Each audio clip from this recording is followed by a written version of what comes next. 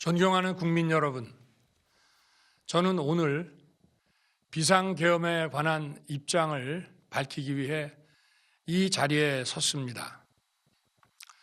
지금 야당은 비상계엄 선포가 내란죄에 해당한다며 광란의 칼춤을 추고 있습니다.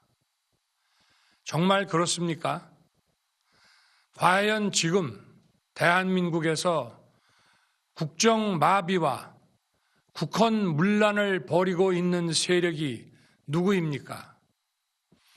지난 2년 반 동안 거대 야당은 국민이 뽑은 대통령을 인정하지 않고 끌어내리기 위해 퇴진과 탄핵 선동을 멈추지 않았습니다. 대선 결과를 승복하지 않은 것입니다. 대선 이후부터 현재까지 무려 178회에 달하는 대통령 퇴진 탄핵 집회가 임기 초부터 열렸습니다. 대통령의 국정 운영을 마비시키기 위해 우리 정부 출범 이후부터 지금까지 수십 명의 정부 공직자 탄핵을 추진했습니다. 탄핵된 공직자들은 아무 잘못이 없어도 소추부터 판결 선고시까지 장기간 직무가 정지됩니다. 탄핵이 발의되고 소추가 이루어지기 전 많은 공직자들이 자진 사퇴하기도 하였습니다. 탄핵 남발로 국정을 마비시켜 온 것입니다. 장관, 방통위원장 등을 비롯하여 자신들의 비위를 조사한 감사원장과 검사들을 탄핵하고 판사들을 겁박하는 지경에 이르렀습니다. 자신들의 비위를 덮기 위한 방탄 탄핵이고 공직기관과 법질서를 완전히 무너뜨리는 것입니다. 뿐만 아니라 위헌적 특검 법안을 27번이나 발의하면서 정치 선동 공세를 가해 왔습니다. 급기야는 범죄자가 스스로 자기에게 면죄부를 주는 셀프 방탄 입법까지 밀어붙이고 있습니다. 거대 야당이 지배하는 국회가 자유민주주의의 기반이 아니라 자유민주주의 헌정 질서를 파괴하는 괴물이 된 것입니다. 이것이 국정마비요, 국가 위기 상황이 아니면 무엇이란 말입니까? 이것뿐만이 아닙니다. 지금 거대 야당은 국가 안보와 사회 안전까지 위협하고 있습니다. 예를 들어 지난 6월 중국인 3명이 드론을 띄워 부산에 정박 중이던 미국 항공모함을 촬영하다 적발된 사건이 있었습니다. 이들의 스마트폰과 노트북에서는 최소 2년 이상 한국의 군사시설들을 촬영한 사진들이 발견됐습니다. 지난달 40일에는 40대 중국인이 드론으로 국정원을 촬영하다 붙잡혔습니다. 이 사람은 중국에서 입국하자마자 곧장 국정원으로 가서 이 같은 일을 벌인 것으로 확인됐습니다. 하지만 현행 법률로는 외국인의 간첩 행위를 간첩죄로 처벌할 길이 없습니다. 이러한 상황을 막기 위해 형법의 간첩죄 조항을 수정하려 하였지만 거대 야당이 완강히 가로막고 있습니다. 지난 정권 당시 국정원의 대공수사권을 박탈한 것도 모자라서 국가보안법 폐지도 시도하고 있습니다. 국가 안보를 위협하는 간첩을 잡지 말라는 것 아닙니까? 북한의 불법적인 핵무장과 미사일 위협 도발에도, GPS 교란과 오물 풍선에도, 민주노총 간첩 사건에도 거대 야당은 이에 동조할 뿐 아니라 오히려 북한 편을 들면서 이에 대응하기 위해 고군분투하는 정부를 흠집내기만 했습니다. 북한의 불법 핵 개발에 따른 유엔 대북 제재도 먼저 풀어야 한다고 주장합니다. 도대체 어느 나라 정당이고 어느 나라 국회인지 알 수가 없습니다. 검찰과 경찰의 내년도 특경비, 특활비 예산은 아예 0원으로 깎았습니다. 금융사기 사건, 사회적 약자 대상 범죄, 마약 수사 등 민생침해 사건 수사, 그리고 대공수사에 쓰이는 기묘한 예산입니다. 마약, 딥페이크 범죄 대응 예산까지도 대폭 삭감했습니다. 자신들을 향한 수사 방해를 넘어 마약 수사, 조폭 수사와 같은 민생사범 수사까지 가로막는 것입니다. 대한민국을 간첩 천국, 마약 소굴, 조폭 나라로 만들겠다는 것 아닙니까? 이런 사람들이야말로 나라를 망치려는 반국가 세력 아닙니까? 그래놓고 자신들의 특권을 유지하기 위한 국회 예산은 오히려 늘렸습니다.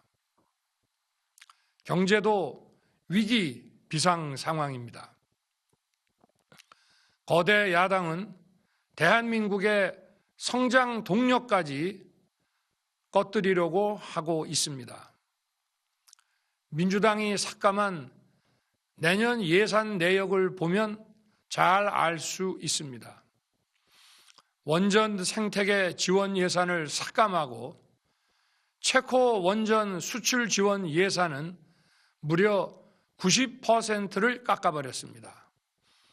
차세대 원전 개발 관련 예산은 거의 전액을 삭감했습니다. 기초과학연구, 양자, 반도체, 바이오 등 미래 성장 동력 예산도 대폭 삭감했습니다. 동해가스전 시추 예산, 이른바 대왕고래 사업 예산도 사실상 전액 삭감했습니다. 청년 일자리 지원 사업, 취약계층 아동 자산 형성 지원 사업, 아이들 돌봄 수당까지 손을 댔습니다. 산업 생태계 조성을 위한 혁신 성장 펀드, 강소기업 육성 예산도 삭감했습니다. 재해 대책 예비비는 무려 1조 원을 삭감하고 팬데믹 대비를 위한 백신 개발과 관련 R&D 예산도 깎았습니다.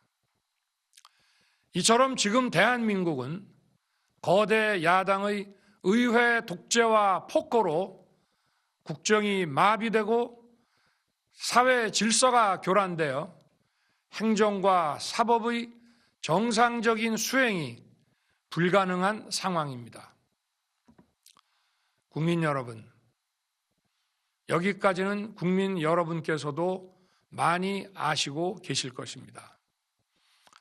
하지만 제가 비상계엄이라는 엄중한 결단을 내리기까지 그동안 직접 차마 밝히지 못했던 더 심각한 일들이 많이 있습니다.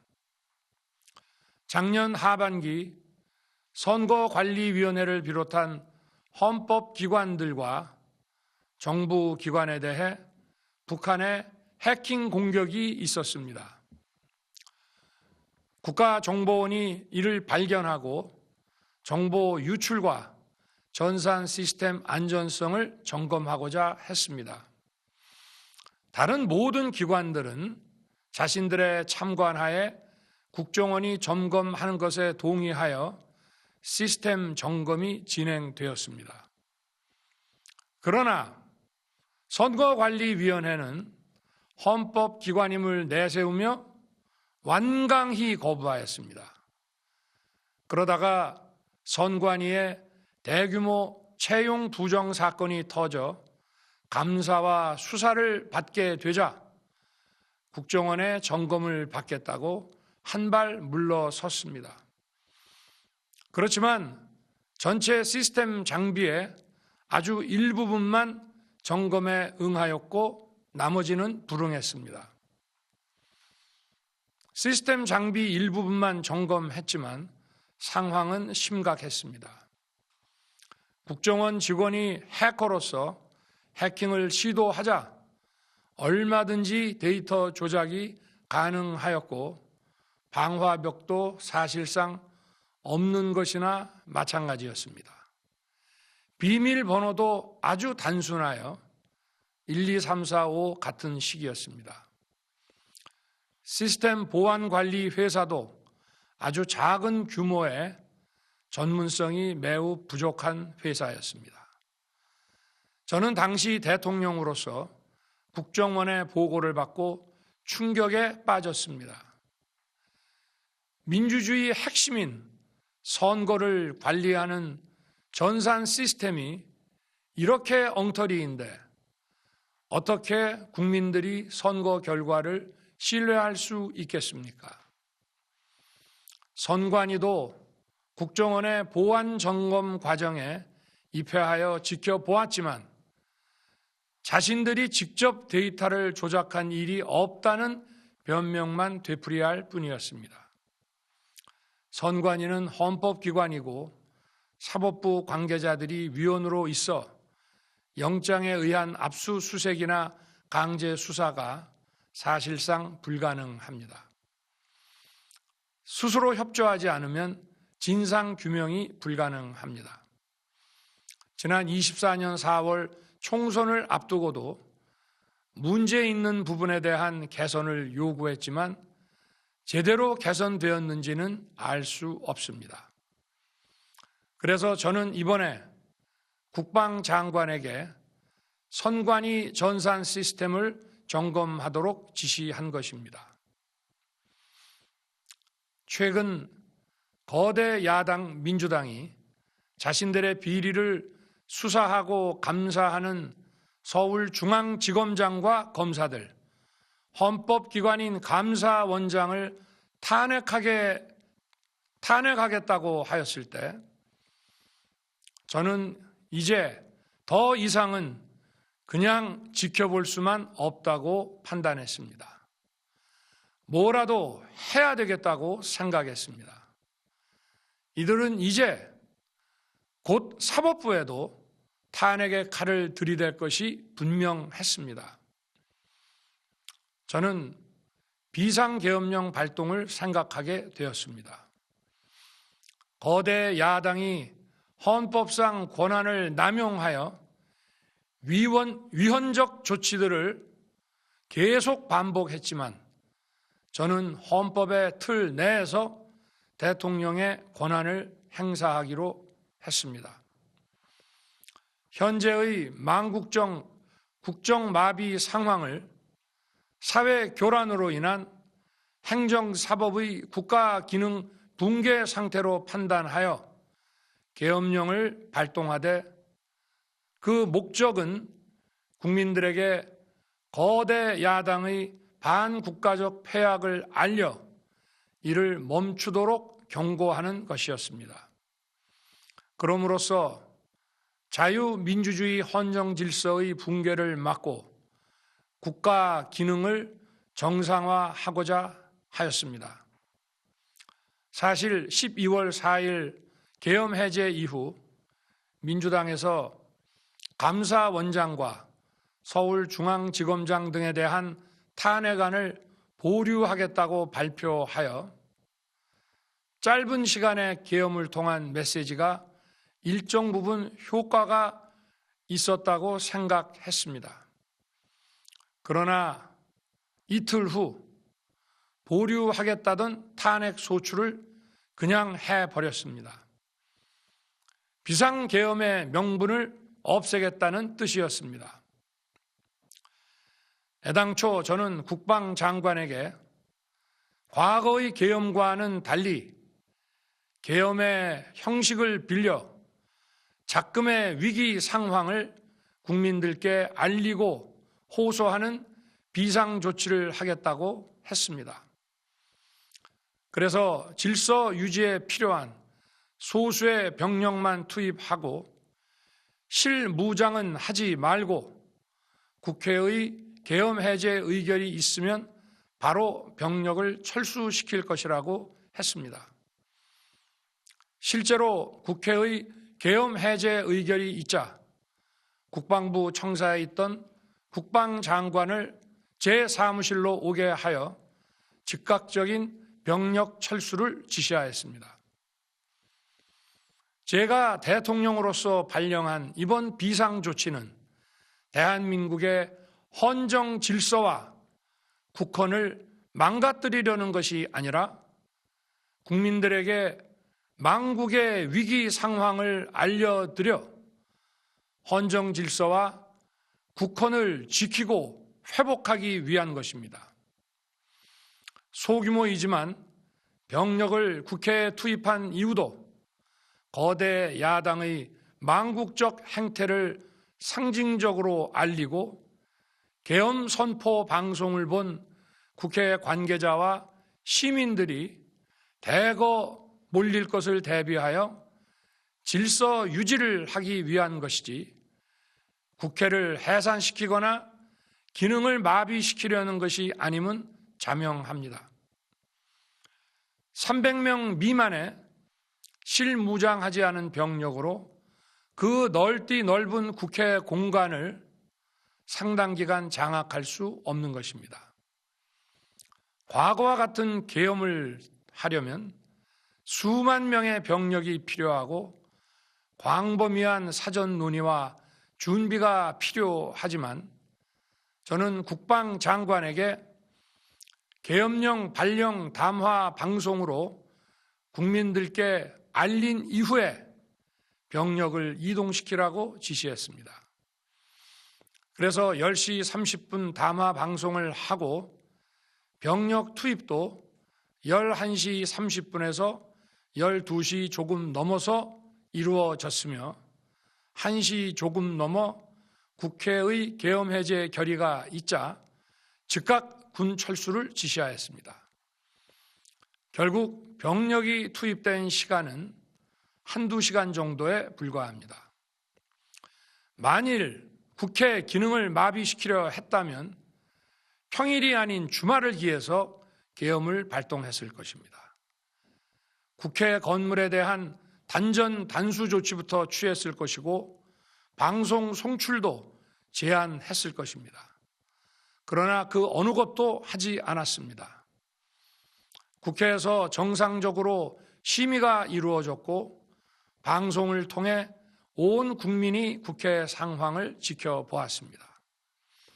자유민주 헌정 질서를 회복하고 수호하기 위해 국민들께 망국적 상황을 호소하는 불가피한 비상조치를 했지만 사상자가 발생하지 않도록 안전사고 방지에 만전을 기하도록 하였고 사병이 아닌 부사관 이상 정예 병력만 이동시키도록 한 것입니다.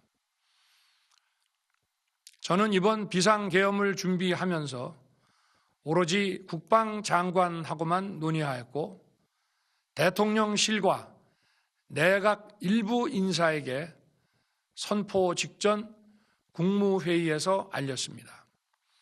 각자의 담당 업무 관점에서 우려되는 반대 의견 개진도 많았습니다. 저는 국정 전반을 보는 대통령의 입장에서 현 상황에서 이런 조치가 불가피하다고 설명했습니다. 군 관계자들은 모두 대통령의 비상계엄 발표 이후 병력 이동 지시를 따른 것이니만큼 이들에게는 전혀 잘못이 없습니다. 그리고 분명히 말씀드리지만 저는 국회 관계자의 국회 출입을 막지 않도록 하였고, 그래서 국회의원과 엄청나게 많은 인파가 국회 마당과 본관, 본회의장으로 들어갔고 계엄해제 안건 심의도 진행된 것입니다. 그런데도 어떻게든 내란죄를 만들어 대통령을 끌어내리기 위해 수많은 허위 선동을 만들어내고 있습니다. 도대체 2시간짜리 내란이라는 것이 있습니까? 질서 유지를 위해 소수의 병력을 잠시 투입한 것이 폭동이란 말입니까? 거대 야당이 거짓 선동으로 탄핵을 서두르는 이유가 무엇이겠습니까? 단 하나입니다. 거대 야당 대표의 유죄 선고가 임박하자 대통령의 탄핵을 통해 이를 회피하고 조기 대선을 치르려는 것입니다. 국가 시스템을 무너뜨려서라도 자신의 범죄를 덮고 국정을 장악하려는 것입니다. 이야말로 국헌문란 행위 아닙니까?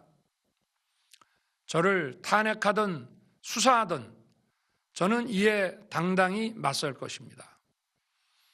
저는 이번 계엄 선포와 관련해서 법적, 정치적 책임 문제를 회피하지 않겠다고 이미 말씀드린 바 있습니다. 저는 대통령 취임 이후 지금까지 단 한순간도 개인적인 인기나 대통령 임기, 자리 보존에 연연해 온 적이 없습니다. 자리 보존 생각만 있었다면 국헌문란 세력과 구태여 맞서 싸울 일도 없었고 이번과 같이 비상계엄을 선포하는 일은 더더욱 없었을 것입니다. 5년 임기 자리 지키기에만 매달려 국가와 국민을 외면할 수 없었습니다. 저를 뽑아주신 국민의 뜻을 저버릴 수 없었습니다. 하루가 멀다 하고 다수의 힘으로 입법 폭거를 일삼고 오로지 방탄에만 혈안되어 있는 거대 야당의 의회 독재에 맞서 대한민국의 자유민주주의와 헌정 질서를 지키려 했던 것입니다.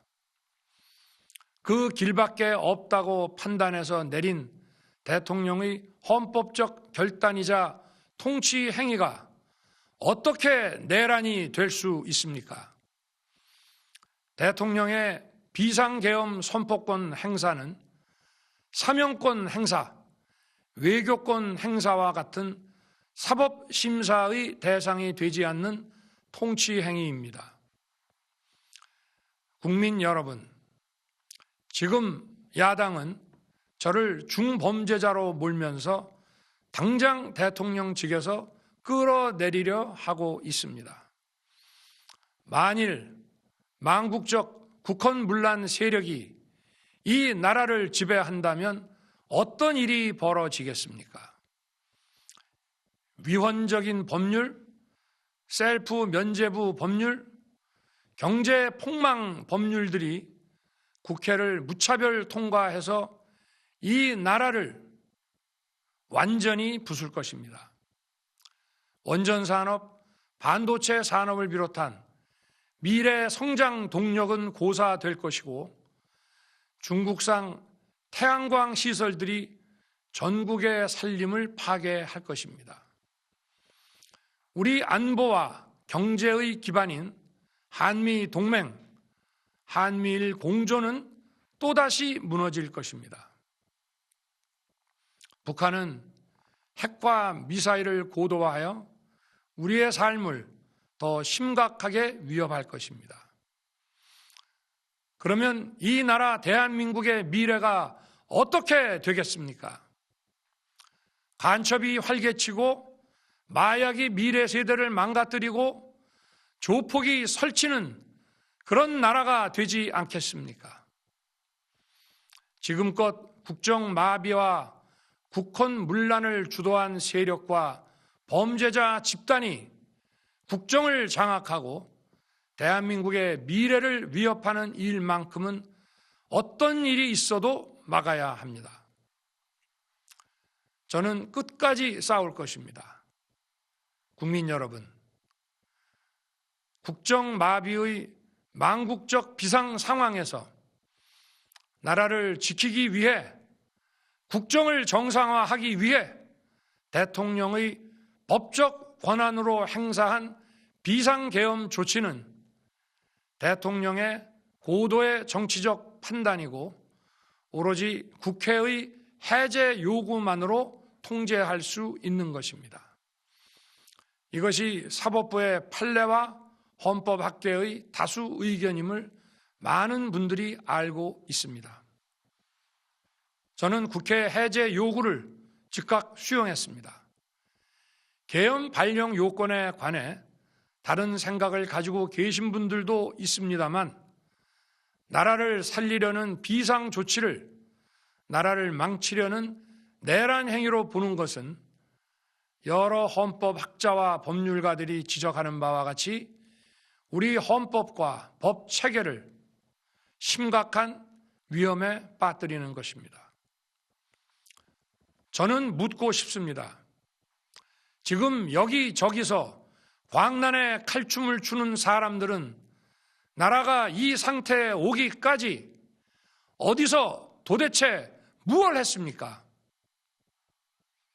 대한민국의 상황이 위태롭고 위기에 놓여 있다는 생각도 전혀 하지 않았다는 말입니까?